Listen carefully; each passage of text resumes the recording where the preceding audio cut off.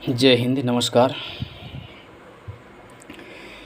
भाषा सुमुख्या मधुरा दिव्या गीर्वाण भारती तस्या ही मधुरम काव्यम तस्मादपि सुभाषितम।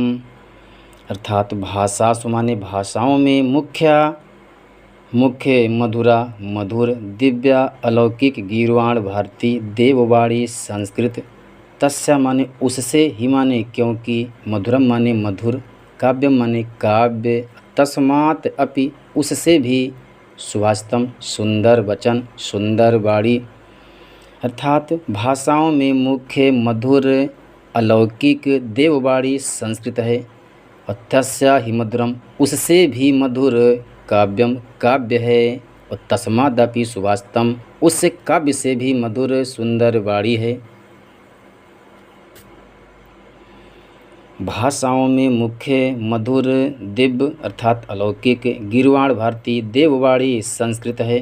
तस्या ही मधुरम काव्यम मतलब उससे भी मधुर काव्य है। उससे भी मतलब उस सुंदर संस्कृत वाणी से मधुर काव्य है और तस्मादपि सुभाषितम उस से भी अर्थात उस काव्य से भी मधुर सुंदर वाणी है। अगला श्लोक।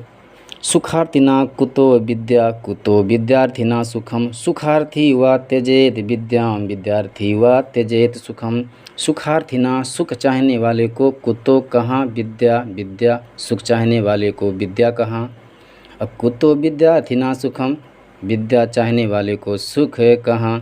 सुखार्थी वा त्यजेत विद्याम विद्यार्थी वा त्यजेत सुखम। सुखार्थी सुख चाहने वाले को त्यजेत त्याग देना चाहिए विद्याम विद्या को। विद्यार्थी विद्या चाहने वाले को त्यजेत त्याग देना चाहिए सुखम सुख को। अर्थात सुख चाहने वाले को विद्या कहाँ, विद्या चाहने वाले को सुख है कहाँ। सुख चाहने वाले को विद्या त्याग देनी चाहिए और विद्या चाहने वाले को सुख त्याग देनी चाहिए। तीसरा श्लोक। जल बिंदु निपातेन क्रमशः पूर्यते घटा सा हेतु सर्वविद्यानां धर्मस्य च धनस्य च। जल बिंदु निपातेन, जल बिंदु माने जल की बूंद, निपातेन गिरने से, क्रमशः क्रमशः, पूर्यते माने पूरा हो जाता है अर्थात भर जाता है, घटा माने घड़ा, सा माने वही, हेतु माने कारण है, सर्व विद्यानाम सभी विद्याओं का, धर्मस्य धर्म का, च धनस्य और धन का। कहने का भाव यह है कि जल की एक बूंद गिरने से क्रमशः पूरा घड़ा भर जाता है, वही कारण सभी विद्याओं का है और धर्म का है और धन का है। चौथा श्लोक। काव्यशास्त्र विनोदेन कालो गच्छति धीमताम व्यसनेन च मूर्खाणाम निद्रया कलहीन वा। काव्यशास्त्र विनोदेन माने विनोदेन मनोरंजन से, कालो माने समय, गच्छति जाता है अर्थात बीत जाता है, धीमताम बुद्धिमानों का, व्यसनेन व्यसन करने में बुराइयों में, च और मूर्खाड़ा माने मूर्खों का, निद्रा माने सोने में, कलहेन झगड़े में, च व माने अथवा। कहने का भाव यह है कि धीमताम बुद्धिमानों का समय काव्य शास्त्र के मनोरंजन में बीत जाता है, इसके विपरीत मूर्खों का समय बुराई करने में, निद्रा सोने में, कलहीन अथवा झगड़े करने में बीत जाता है। पांचवां श्लोक। न चौर्यहार्यम न च राजहार्यम न भ्रातृभाज्यम न च भार्यकारी व्यये कृते वर्धते एव नित्यम विद्याधनम सर्वधनम प्रधानम। न माने नहीं, चौर्यहार्यम माने चोर चुरा सकता है अर्थात चोर हरण नहीं कर सकता है, ना नहीं, चा और राजहार्यम राजा छीन नहीं सकता है, ना भ्रातृभाज्यम भाई बांट नहीं सकता है, ना चा भारकारी और ना ही यह भार स्वरूप है। व्यय माने खर्च करने पर, वर्धते बढ़ता है, एवं माने ही, नित्य माने नित्य, विद्याधनम विद्याधन, सर्वधन प्रधानम सभी धनों में प्रधान। अर्थात विद्याधन को चोर चुरा नहीं सकता है, राजा छीन नहीं सकता है, भाई बांट नहीं सकता है और ना ही यह भार्य स्वरूप है। व्यय कृते वर्धते एवं नित्यम, व्यय करने पर ही यह नित्य बढ़ता है। विद्याधन सभी धनों में श्रेष्ठ है। छठा श्लोक। परोक्षे कार्यहंतारं प्रत्यक्षे प्रियवादिनं वर्जेत तादृशं मित्रं विस्कुंभम पयोमुखम।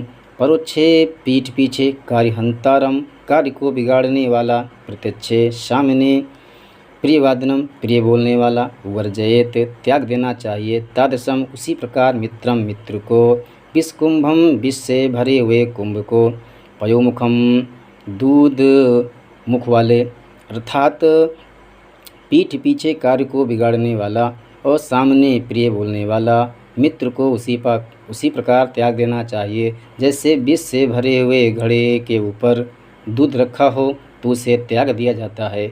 ठीक उसी तरह मित्र को भी त्याग देना चाहिए। जो पीठ पीछे कार्य को बिगाड़ता हो, सामने प्रिय बोलता हो, उस मित्र को त्याग देना चाहिए। जो विष से भरे घड़े हो और उस घड़े के ऊपर दूध रखा हो तो उसे त्याग दिया जाता है। अगला श्लोक, उदयति सविता ताम्रस्ताम एवा अस्तम एति च संपत्तो च विपत्तो च महताम एक रूपता च। अर्थात उदयत माने उदय होता है, सविता माने सूर्य, ताम्रस्ताम माने तांबे के रंग का अर्थात लाल रंग का, एव माने ही, अस्त माने अस्त होता है, इति माने ऐसा, च माने और, संपत्तो माने संपत्ति में, च और विपत्तो माने दुख में अर्थात सुख और दुख में, च और महताम माने महापुरुषों का, एक रूपता माने एक समान। जिस तरह सूर्य उदय होता है तो लाल होता है और अस्त होता है तो भी लाल होता है, ठीक उसी प्रकार महापुरुष सुख और दुख में, संपत्ति और विपत्ति में एक रूपता एक समान होते हैं।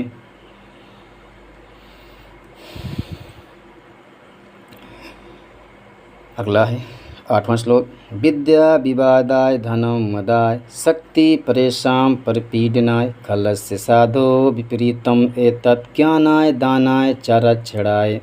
अर्थात विद्या विवादाय विवाद के लिए, धनम धन, मदाय अहंकार के लिए, शक्ति परेशान दूसरों को, परपीडनाय पीड़ा के लिए, खलस दुष्ट की, साधो सज्जन की, विपरीतम एतत् विपरीत, इतम माने इसके, ज्ञानाय ज्ञान के लिए, दानाय दान के लिए, चरक्षणाय और अच्छा करने के लिए।